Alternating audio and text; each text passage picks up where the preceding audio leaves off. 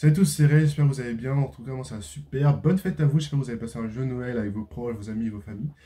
Aujourd'hui, pour le thème de la vidéo, j'aimerais vous présenter quelque chose. C'est, comme vous avez pu voir sur le titre et sur la miniature aussi de la vidéo, c'est Mindset Prépa. Alors, c'est quoi Mindset Prépa? C'est une formation faite par des élèves comme nous, c'est-à-dire des anciens élèves de classe préparatoire qui ont vraiment bien réussi leur classe préparatoire, qui ont très bien réussi leur concours pour aller du coup dans des écoles comme Centrale Supélec, donc top 4 dans les écoles d'ingénieurs, et qui du coup proposent leurs meilleurs conseils, que ce soit dans le côté scientifique et dans le côté mindset, état d'esprit, pour bien aborder la prépa et bien sûr réussir sa prépa. Et Mindset Prépa, c'est une formation avec le nom qui se décompose en deux sous-formation, c'est-à-dire que nous avons la formation prépa et la formation mindset.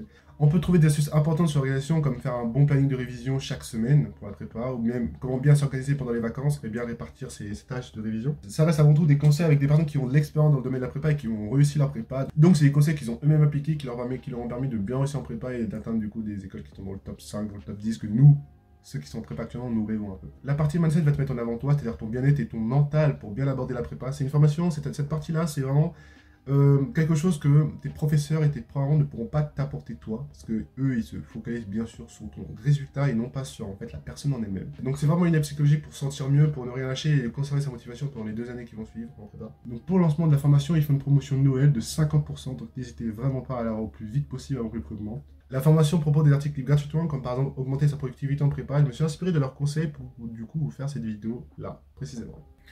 Alors, comment progresser en prépa? En fait, comment progresser en prépa, c'est avoir une sorte de clarté d'esprit. En fait, comme premier conseil, c'est la méthode du découper mesuré. C'est-à-dire que, par exemple, je sais qu'il y en a qui sont en prépa et qui arrivent en sup.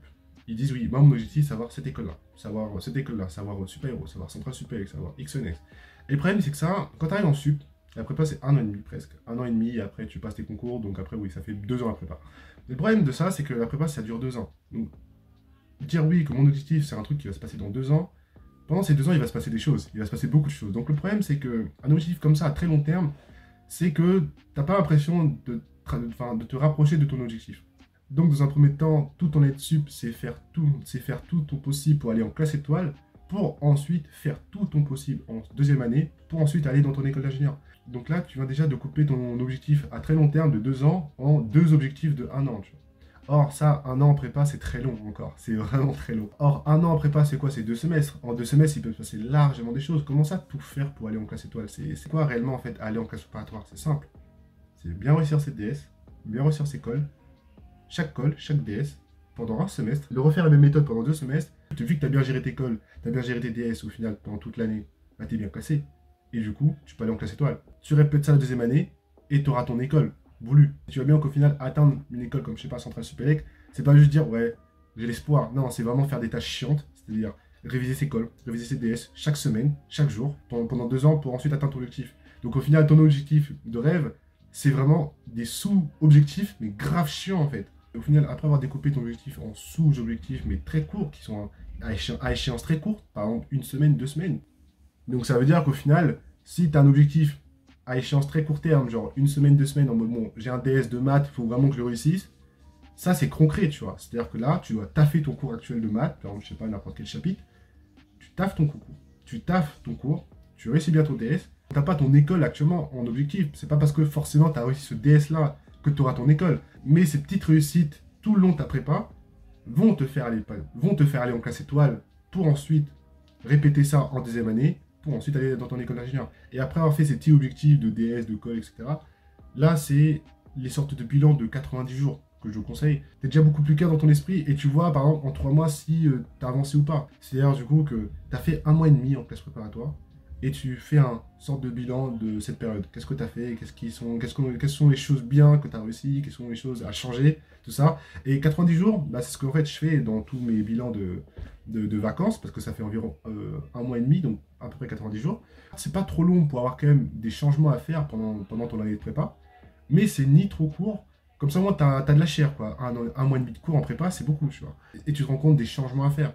Parce que bah, au final, si tu rates ta prépa et tu ne pourras pas faire, oui, en fait, il faudrait que je fasse ça comme changement, c'est trop tard en fait. Donc, premier conseil, c'est de découper mesurer. C'est ne pas avoir d'objectifs trop vagues à très long terme, c'est vraiment avoir des petits objectifs qui te permettront d'avancer petit à petit sur ton gros objectif. Après, le sommeil en prépa est important, il est vraiment pas négligé. Je sais qu'il y en a beaucoup qui le négligent en prépa, qui dorment à 1 heure, 2 heures du matin, même 3. Des fois, ils font des nuits blanches, ils dorment que 30 minutes. Mais tu peux pas tenir à long terme comme ça en prépa. C'est un marathon, c'est pas un sprint. Donc c'est-à-dire que, ok, peut-être que tu dors 2-3 heures, mais là, t'arrives à bien gérer. Mais sur les 2 années, tu vas pas durer comme ça. L'humain n'est pas fait pour dormir que 2 à 3 heures par nuit. Donc, vraiment, si tu as besoin de 7 heures, 8 heures de sommeil, respecte ces heures-là. Donc, quitte à dormir à 22 heures, 22h30, 23 heures, bah dors. Rien ne t'empêche de faire des petits extras quand tu as, je sais pas, un devoir à rendre, etc. Bien sûr. Mais en globalité, quand tu n'as vraiment rien à faire et que tu peux dormir à 23 heures, ou minuit si tu as besoin de dormir que 7 heures, bah ouais, respecte ces heures. Parce que c'est la régularité qui va payer en prépa et non pas du coup les, les petits mouvements de cycle de sommeil, etc. quoi. Ensuite, en ce qui est de la productivité, ce serait le côté un peu deep work du travail. C'est-à-dire que ce n'est pas nécessairement besoin de travailler 12 heures pour bien comprendre quelque chose. C'est-à-dire qu'il faut vraiment travailler efficacement. Mais qui dit travailler efficacement, c'est enlever toute distraction. C'est-à-dire que vraiment avoir un sort de travail profond, un deep work, comme ça, comme on l'appelle.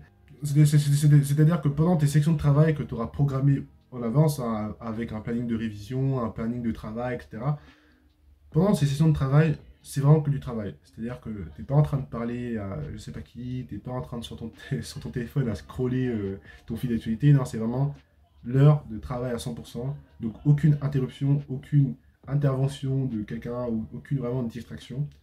En moyenne, une distraction, ça te prend environ 10 à 15 minutes pour te reconcentrer. Donc tu vois bien au final que pendant 1 heure de travail, bah, tu as déjà cramé 15 minutes. Et même si tu penses être productif, non, tu ne l'es pas, parce que tu es encore distrait. Donc c'est vraiment enlever toute distraction. Donc si tu peux éteindre ton téléphone, tu l'éteins. Mettre en vibreur, mettre en mode avion, n'importe quoi pour éviter toute distraction sur ton téléphone. Je sais qu'il y en a qui travaillent vraiment avec leur téléphone, mais c'est pas efficace du tout en fait à long terme. Tu fais en 1 heure avec un téléphone, avec ton fil d'actualité, ce que tu aurais pu faire en fait en 15-30 minutes sans téléphone. Donc c'est vraiment genre ce côté deep work qu'il faut avoir dans sa tête, être vraiment une concentration très profonde, tu vois, où il faut vraiment être très peu distrait, bien travailler de manière efficace. Avoir un lieu de travail précis. C'est-à-dire que là, par exemple, moi je sais qu'ici, je ne peux pas travailler ici.